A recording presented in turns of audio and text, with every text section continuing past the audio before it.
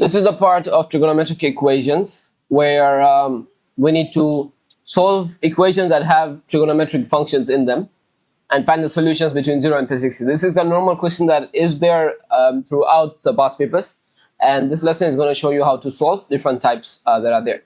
You mainly use the unit circle, where we make the radius as 1 unit. Firstly, solve the equation sine x equals to 0.5 for negative 360 to 360 degrees. Now, whenever we have sine x equals 0.5, the way you would solve these is by using the inverse functions, right? The inverse trig functions. You've done this in IGCSE, where you would then get x equals to sine inverse of 0.5, and you would find the inverse of that function. Then this right here would give you an answer. X would be equal to, in this case it's going to be 30 degrees. This is your principal angle.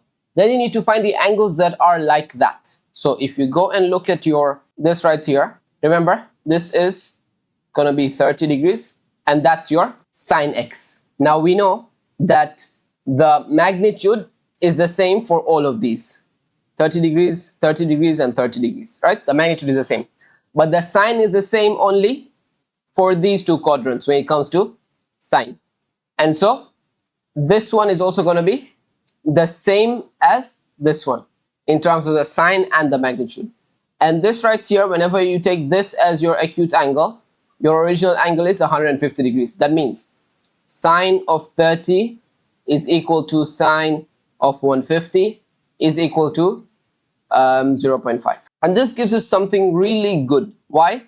If you have theta from sine theta, right?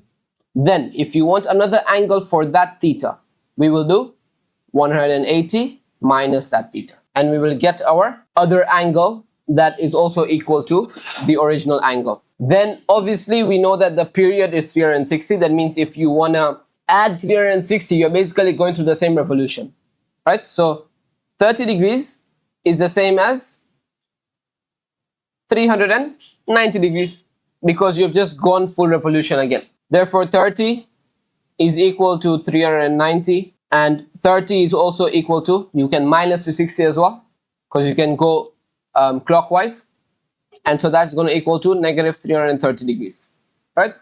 And so both of these are equal to 30 degrees. That means sine 30 is also equal to sine of negative 330. And finally we can do the same thing with 150. If we subtract 360 to 150, we get 210, negative 210. So this is also equal to sine of negative 210. We are going anti-clockwise from that 150 degrees. So we are going this way. That is negative 210 degrees. Your solutions for this are going to be x equals 30, x equals 150, x equals negative 330, and x equals negative 210. And all of these degrees will give you the solution of 0.5 if you do the sign of that. Second example, cos x equals to negative 0.7 between 0 and 360. So again, if we look at this, cos x equals to negative 0.7, you take the inverse, so x equals to cos inverse of negative 0.7, and you get x as 134.427 degrees, right? And that is one of the angles that you get. Now remember, the principal angle is this right here. The original angle that gives you the answer is 134.427. Means you go here, 134.427. Remember, at this point the cos is negative, as we see and confirm, and the principal angle, which is the acute angle that we use, is going to be this thing right here, which is just 180 minus that, which gives you 45.573 degrees. That means if we have 45.573 at any quadrant from the x-axis, the magnitude will be 0.7. Okay? Now what's left is to get the negative sign again. Now remember, all students take chemistry. And so the other part where it's a negative angle is this part right here, right? In the third quadrant. So here we're going to have another 0.7 as a magnitude with a negative value for answer. And so this angle and cos of that angle is going to equal to cos of this entire angle, which is just 180 plus 45.573, which is going to give you 225.573 degrees. That means the solutions for x here is the original angle, which you got 134.427, and also 225.573. And these two angles are such that if you take the cos of these two angles, you will get negative 0.7. And for cos, if you have a theta, then the angle that is similar to that is just negative of that theta. Then obviously you can take the period where you can add or subtract 360 degrees, add or subtract 360 degrees to get all the other solutions that are there as well. Remember, for sine, it was theta and 180 minus theta, and then you can add or subtract 360 to the first one and add or subtract 360 to the second one to get all your angles that are within the range that solve this. The original angle you get by taking the inverse of the equation straight away. Next, let's look at a trigonometric equation with transformation, right? So tan of 2x equals to negative 2.1. And for this one, we first again solve for the original angle, which is just tan inverse. So 2x equals to tan inverse of negative 2.1. That gives you 2x equals to negative 64.53665, whatever. Now remember, this is your angle.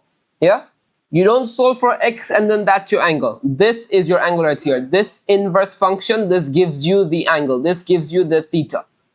Is that clear? So you have your xy plane, you have your quadrant plane, and your angle at the moment is negative 64.536. So it's right here. Huh? Negative 64.536. And remember, this is in the C quadrant. Obviously, you have T, A, S, and A. And in that C quadrant, the value of tan is a negative value. And remember, this is your theta, the acute angle theta, where if you have this theta in any of the quadrants, you will have the exact magnitude of it. That means all of it will be 2.1.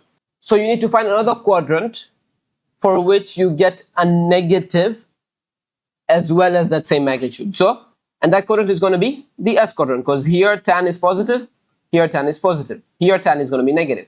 So we're going to look at this angle right here, where this is again 64.536 whatever, and you are taking the tan inverse, and that means this angle is going to be 180 minus that, right, which is 115.463 and so on. Therefore this is similar to 2x equals to 115.4633 and so on. And how we got here, we just added 180.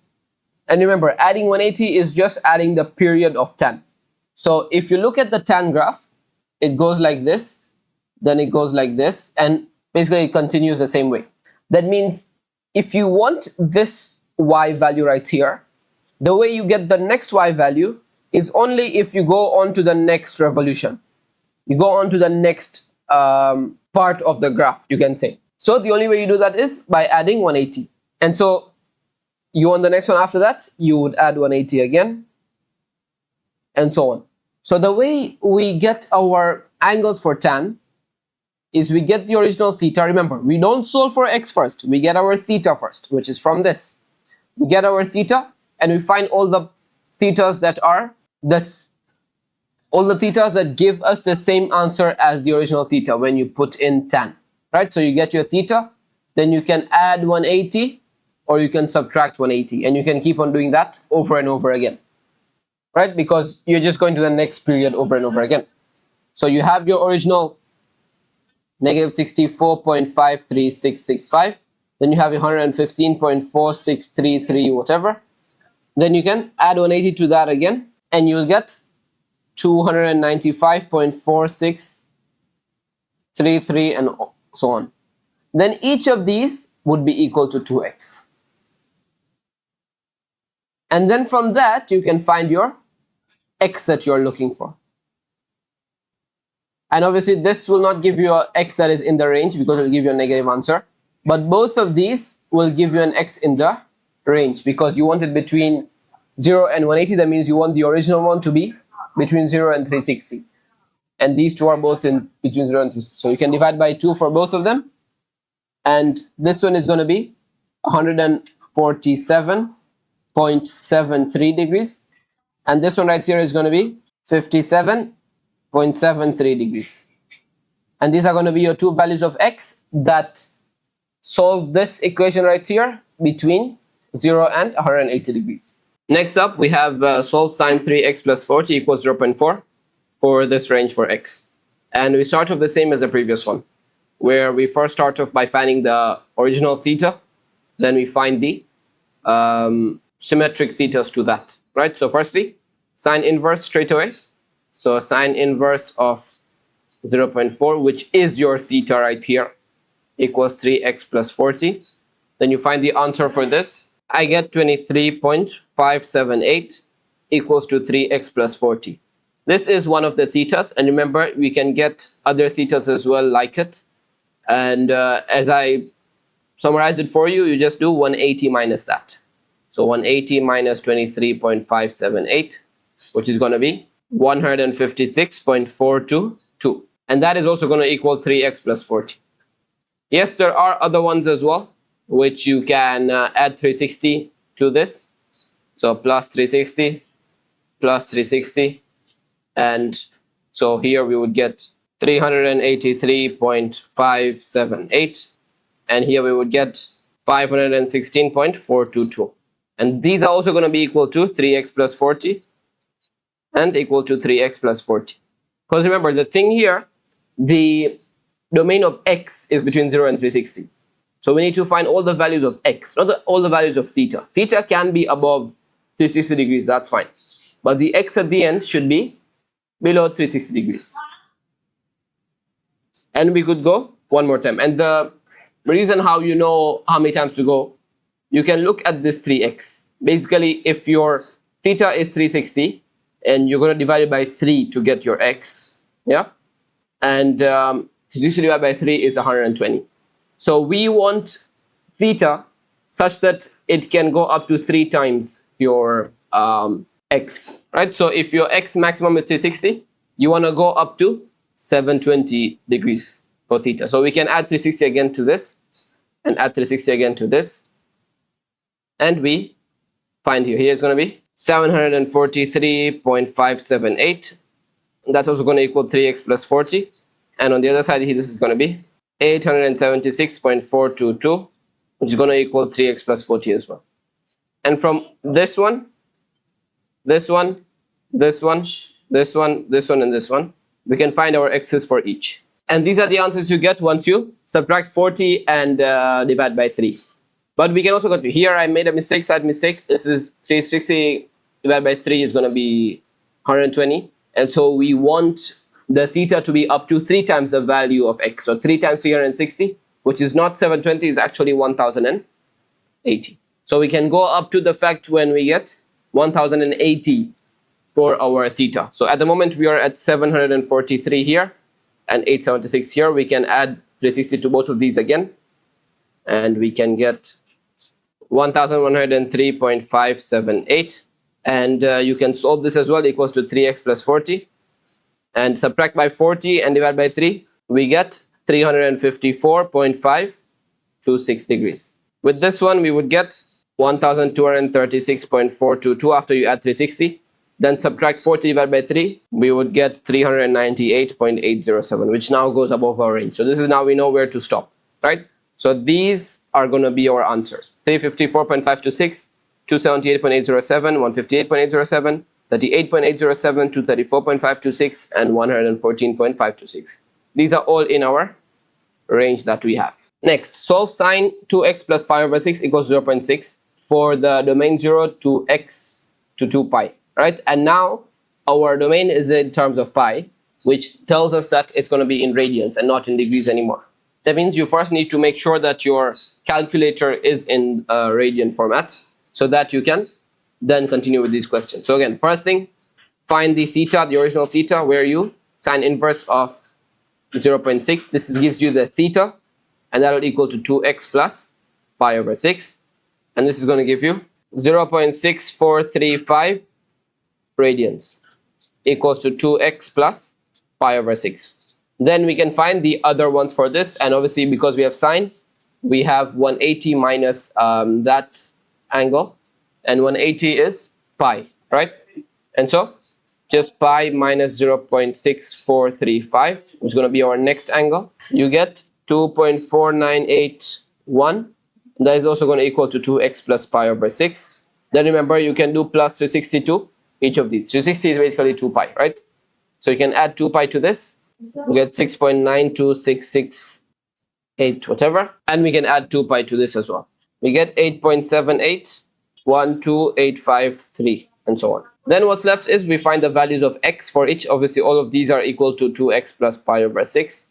This is also equal to 2x plus pi over 6. Then from that we can find the values of x for each of these, and these are going to be your values of radians after you solve for x for each of these, right? And you can't have any more, because if you go for the next plus 2 pi here and plus 2 pi here, the x will go out of your range. So these 4 will be your answers for this. Next, you might get questions like this, where you're told to solve 12 cos x equals to 5 sine x. And again, you're given a range of x values that you can solve, but here we have both sine and cos. So the way we would solve this, we don't know yet, right? But remember, when it comes to sine and cos, you have something that has both of them, which is tan x. And therefore, your plan is to convert the sine and the cos into one tan, so that you can solve it with tan. And the way you get tan is sine over cos. That means if you divide by cos x on both sides, you're going to get tan x on the right. So this is going to just equal 12 equals 5 sine x over cos x, which is just equal to 5 tan x. Then you can solve for tan x. Divide by 5, divide by 5. It's going to give us tan x equals 12 over 5. Then you can just do the tan inverse of 12 over 5, which is going to give you 67.38. Then obviously we can find the symmetric angles to this, where we can add 180, as I showed you before, and we can also subtract 180. Because remember, the domain you've been given is from negative side to positive 270, right? So we can add 180 to this, we get 247.38, which is still in the range. And then we can subtract 180 to that as well, which gives us negative 112.62. And so these three are all going to be in that domain for x. And so these three are going to be your answers. Next, this is kind of something that you need to know from quadratics and the whole factorization method, right? And if you see this, where it's equating to 0, we know that we can factorize this and do something from there. So let's see what I mean. Here we see that cos is the common factor. Let's take it outside. Cos x, 3 cos x minus sine x equals 0. And we know whenever you have two things multiplied to each other that equal 0, that means one of them is equal to 0. So either cos x equals 0 or 3 cos x minus sine x equals to 0. And this one right here is pretty straightforward, right? Cos x equals 0, and that happens when x equals 90 degrees and when x equals 270 degrees. We know this from the cos graph, right? This one right here, we can do the same thing we did above. So we take sine to the other side, we get 3 cos x equals to sine x. We can divide by cos x on both sides. We get getting 3 equals tan x, because sine over cos. And then we can solve for tan x here. So x equals tan inverse of 3, which gives us 71.565. And obviously the symmetric angle to that, you add 180 because it is the tan graph, which gives you 251.565. And so these four actually would be possibilities for your answer. 90, 270, 71.565 and 251.565.